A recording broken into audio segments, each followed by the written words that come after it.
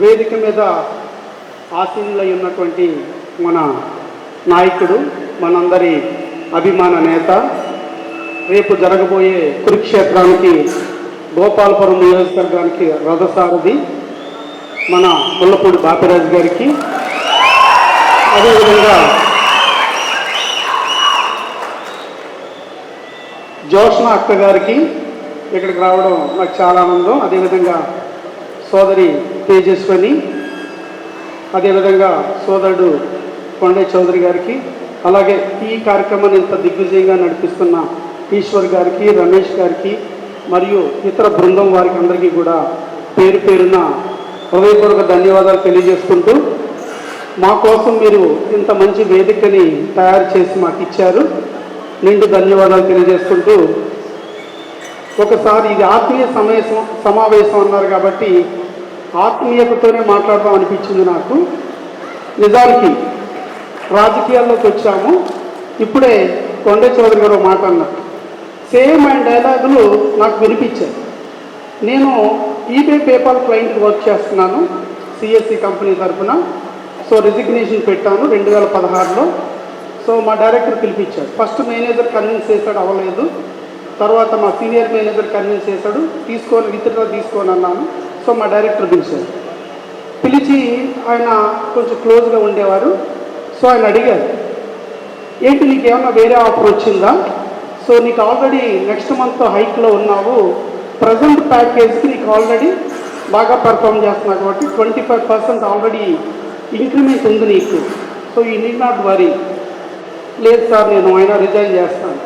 మళ్ళీ ఇంకో సిట్టింగ్లో ఒకవేళ శాలరీ గురించి చూస్తున్నావేమో 50% ఉన్న ఎగ్జిస్టింగ్ శాలరీకి ఇస్తాను. ఎందుకంటే అప్పటికి నేను ఈబే పేపాల్లో 8 years నా ఎక్స్పీరియన్స్. అంటే ఎలా చెప్పొచ్చు అంటే ఎవ్రీ 6 monthsకి ఒక అవార్డు ఇస్తారు మాకు, ప్యాట్ అవార్డు. ఆ ప్యాట్ అవార్డు నేను 8 ఏళ్ళు పనిచేస్తే మొత్తం అవార్డులు 16 అయితే 11 అవార్డులు నాయే. సో ఆ వాల్యుబుల్ రిసోర్స్ వాళ్ళు వదులుకోవడం ఇష్టం లేక అలా చెప్పినప్పుడు, లేదండి మీకు నిజం చెప్తున్నాను, నేను రాజకీయాల్లోకి వెళ్దాం అనుకున్నప్పుడు కొండే చౌదరి గారు ఏ డైలాగులు చెప్పారు, సేమ్ డైలాగులు చెప్తాను. రాజకీయాలు వద్దు, రాజకీయాల్లో మనం సర్వే కాలేదు. మీరు ఒక సాఫ్ట్వేర్ ఇంజనీరు, స్మూత్గా ఉంటారు, సాఫ్ట్గా ఉంటారు. సో రాజకీయాలన్నీ రకరకాలుగా ఉంటాయని చెప్పినప్పుడు లేదు అని నేను బలంగా వచ్చాను. నిజానికి మా కుటుంబం కూడా సపోర్ట్ చేయలేదు. ఒక్క నా భార్య తప్ప నాకెవరూ సపోర్ట్ చేయలేదు. అంటే భయం వాళ్ళు. ఏ ధైర్యంతో నువ్వు ఇంత మంచి ప్యాకేజు, వర్క్ ఫ్రమ్ హోము, పెద్ద రామారావు గారు మా గురువు గారు వేదిక మీద అలంకరించవలసిందిగా కోరుచున్నాం సార్.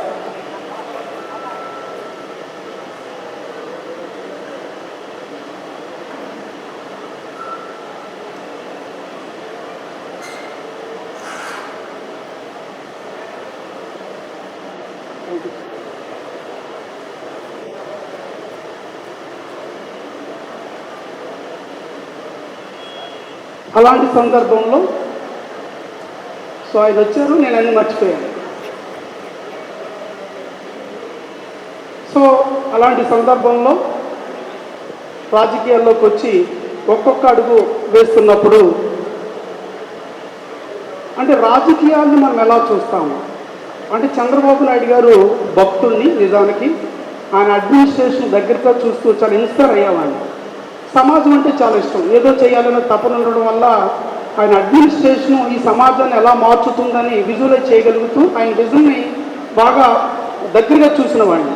సో అలాంటి వాడిని 2004లో పార్టీ ఓడిపోయినప్పుడు కానీ, 2009లో పార్టీ ఓడిపోయినప్పుడు కానీ కొంచెం మనోవేదనకు గురైనప్పుడు ఎక్కువ కామెంట్లు మీరు గమనిస్తే ఎక్కువ కామెంట్లు వచ్చి చదువుకున్న వాళ్ళ మీద ఐటీ ప్రొఫెషనల్స్ ఉంది.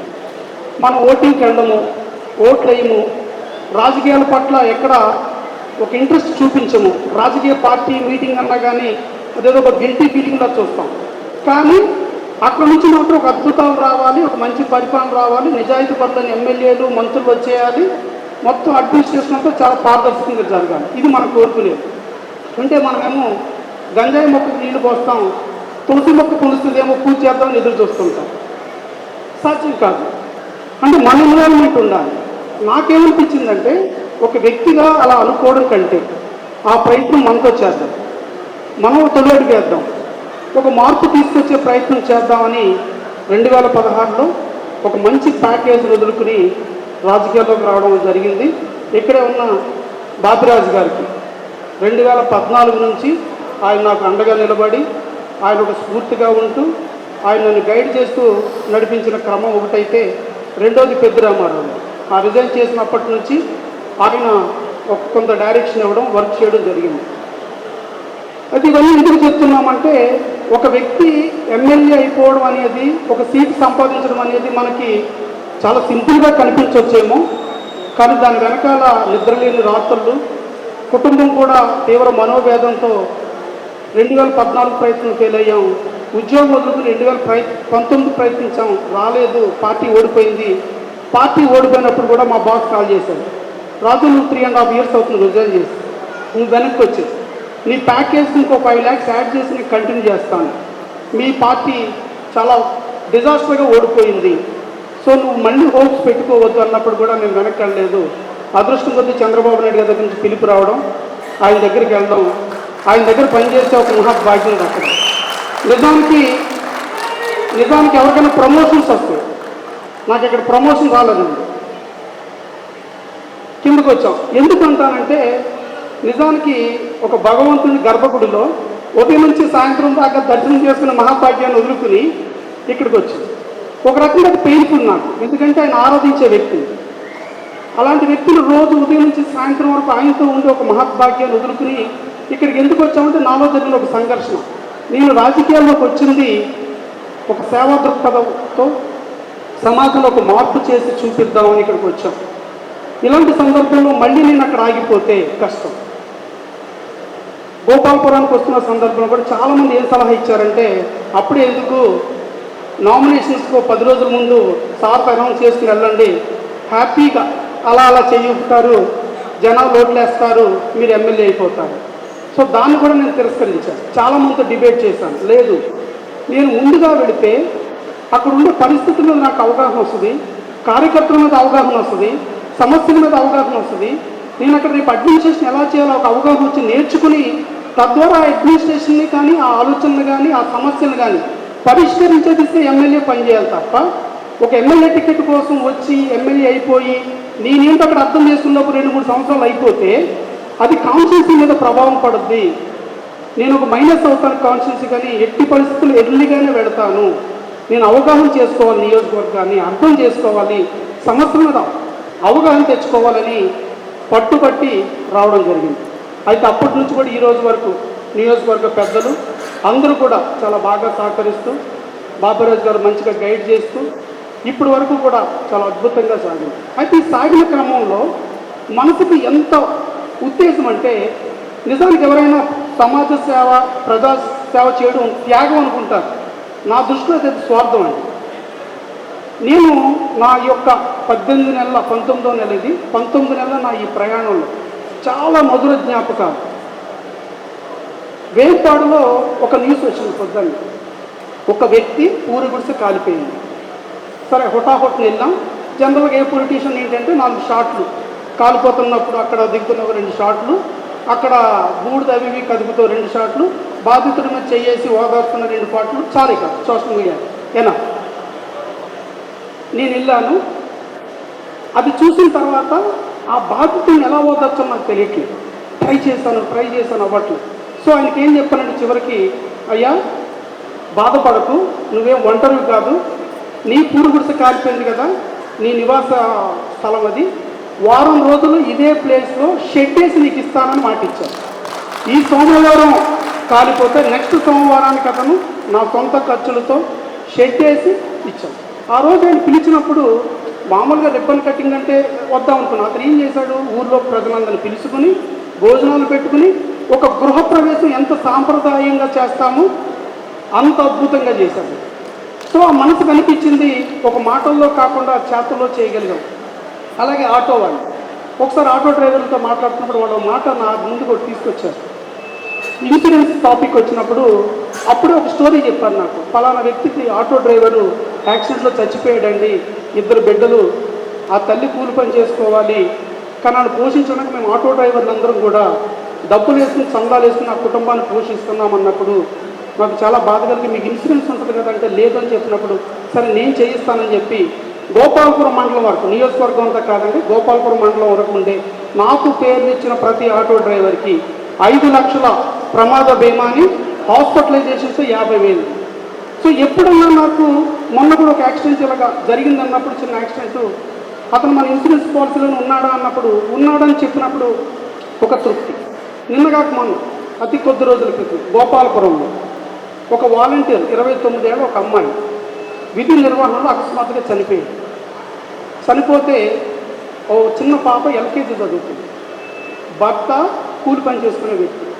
సో నాకు వచ్చిన సమాచారం ప్రకారం అక్కడికి మన అభ్యర్థి గారు, వైసీపీ అభ్యర్థి గారు రావడం, యాజ్ యూజువల్గా నేను ఇందాక చెప్పిన ప్యాటర్న్లో ఫోటోషూట్ అయిపోయిన తర్వాత ఖచ్చితంగా మీకు న్యాయం చేస్తాం, రేపు అధికారం వచ్చినట్టు ప్రభుత్వం రాగానే మీకు న్యాయం చేస్తాం. మరి ప్రజెంట్ ఉన్న అధికారం ఉన్నది ఎవరు అంటే ఈ వాలంటీర్ని వాళ్ళ కుట్రలకి వీటికి వాడుకున్నారు, కుతంత్రాలకు వాడుకున్నారు.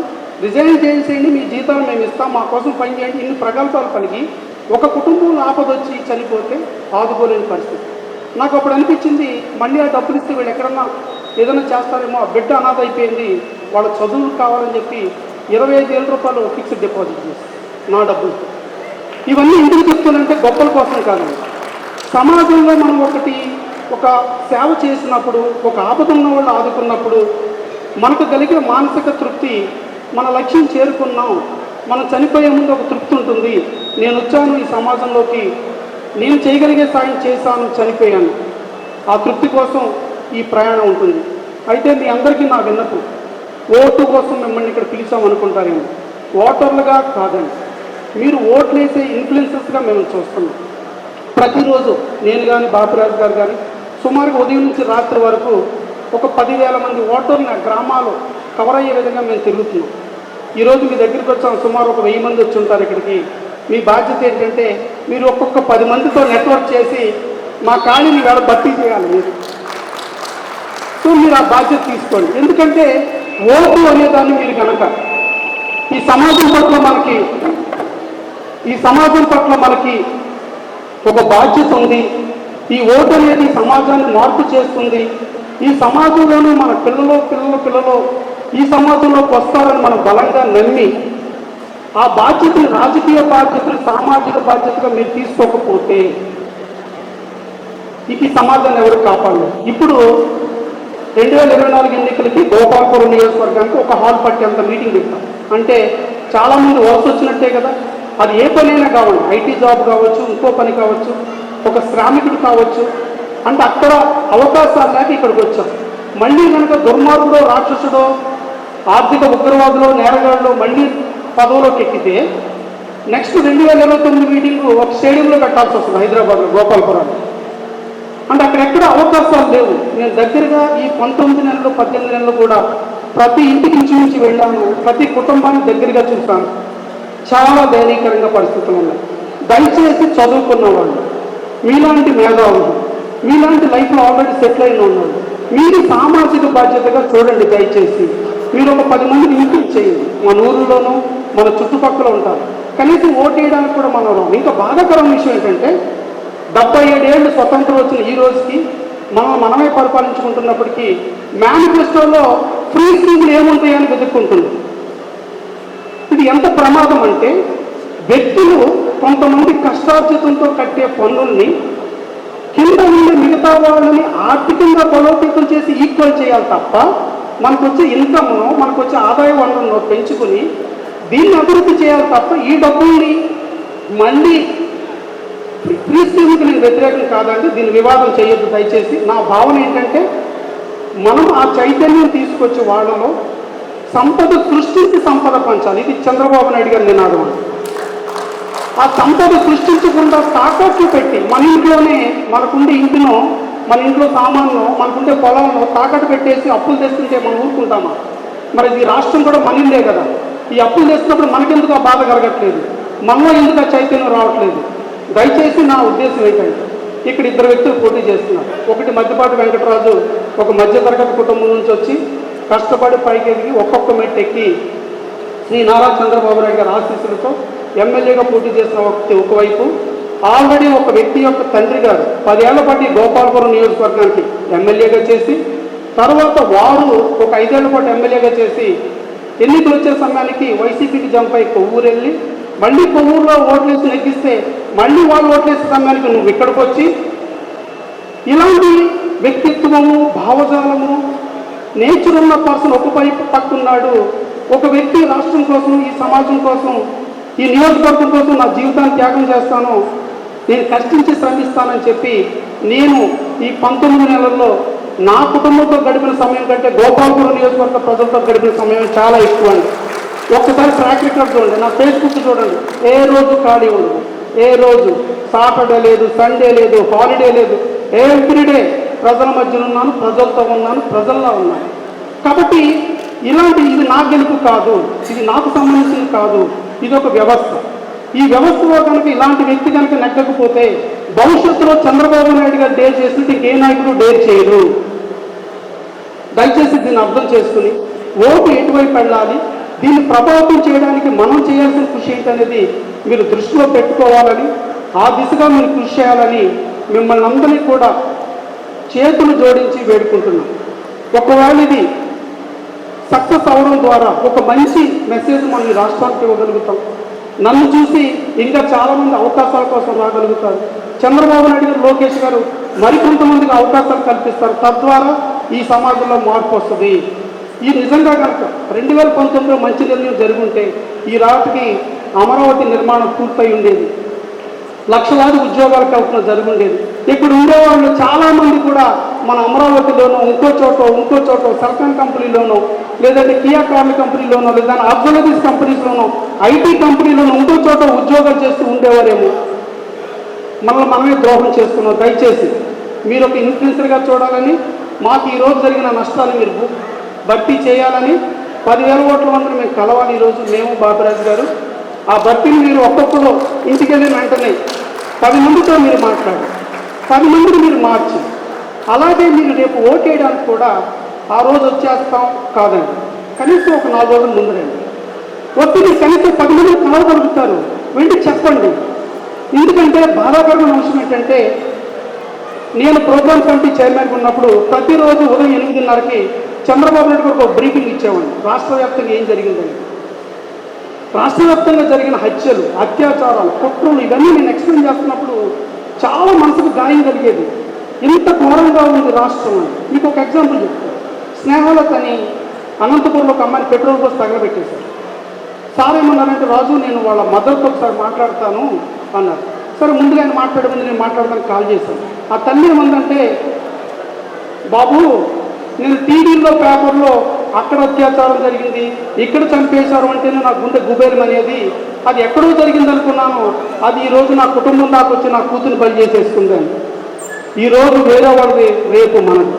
ఈరోజు వేరే వాళ్ళ మీద దాడి, రేపు మన మీద. దయచేసి ఇలాంటి చూసినప్పుడు చాలా మనోవేదన కలిగేది. కాబట్టి మన బాధ్యత, మన ఆలోచనని మనం కనుక ఒక వ్యూహాత్మకంగా క్రమబద్ధంగా చేసి ముందుకెళ్ళకపోతే ఈ రాష్ట్రం చాలా ఘోరమైన పరిస్థితులు ఎదుర్కోబోతుందని మీరు ఒకసారి తెలియజేస్తూ, దయచేసి అందరూ కూడా మరొకసారి పేరున వేడుకుంటున్నానండి. ఇక్కడ ఎమ్మెల్యే అభ్యర్థిగా నేను పోటీ చేస్తున్నాను. నన్ను కూడా పరిశీలించండి. గుట్టిగా నాకు ఓటేసేమని నేను చెప్పను. స్టడీ చేయండి, ఇన్ఫర్మేషన్ కలెక్ట్ చేయండి. పాపం జగన్మోహన్ రెడ్డి గారు చాలా కష్టపడ్డారు. ఒక వింగ్ని పెట్టారు.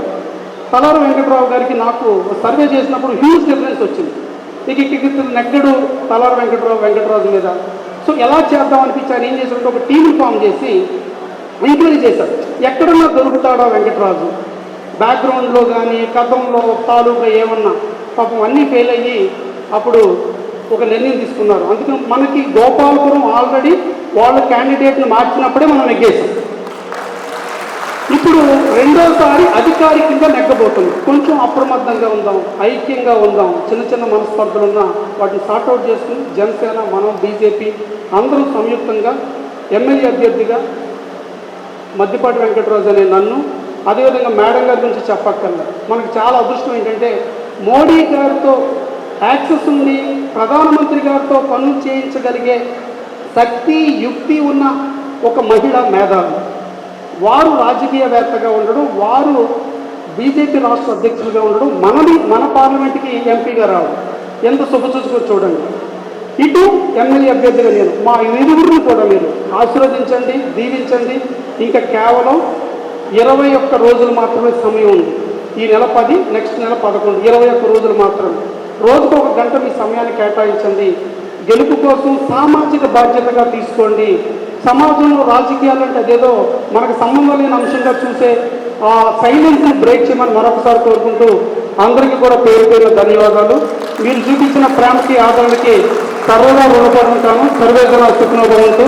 జై తెలుగుదేశం, జై జనసేన, జై బీజేపీ.